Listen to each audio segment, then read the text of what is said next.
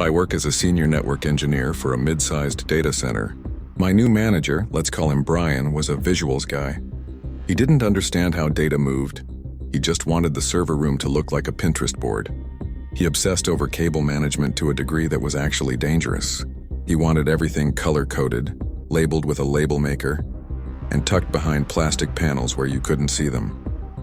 Last month, Brian sent out a company-wide memo titled Infrastructure Integrity. He declared that the server room was officially a closed environment. The rule was simple. Any cable, cord, or adapter that is not officially logged in the inventory system and labeled with a corporate asset tag is considered a fire hazard. If I find an unauthorized cable, I will remove it immediately. No exceptions. Efficiency starts with order. I went to his office.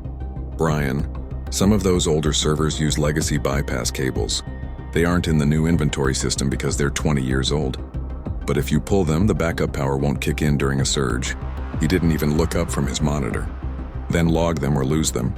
Rules are rules, clean it up. You got it, Brian. That Friday, Brian went into the server room with a pair of heavy-duty snips and a trash can. He was cleaning. I watched him on the security feed. He saw a dusty gray Ethernet cable snaking out of the main rack. It didn't have a bright blue corporate asset tag. It was just a standard, unlabeled bypass cord that kept the secondary cooling system talking to the main thermostat. He didn't trace it, he didn't ask what it did. He just sniped it and tossed it in the bin. He spent 3 hours beautifying the room by removing every unauthorized piece of copper he could find. About an hour after Brian left for the day, the alert started screaming. Because he'd cut the unauthorized bypass cable, the cooling system thought the room was at 0 degrees C, so it shut off. In reality, the servers were hitting 40 degrees C's and climbing.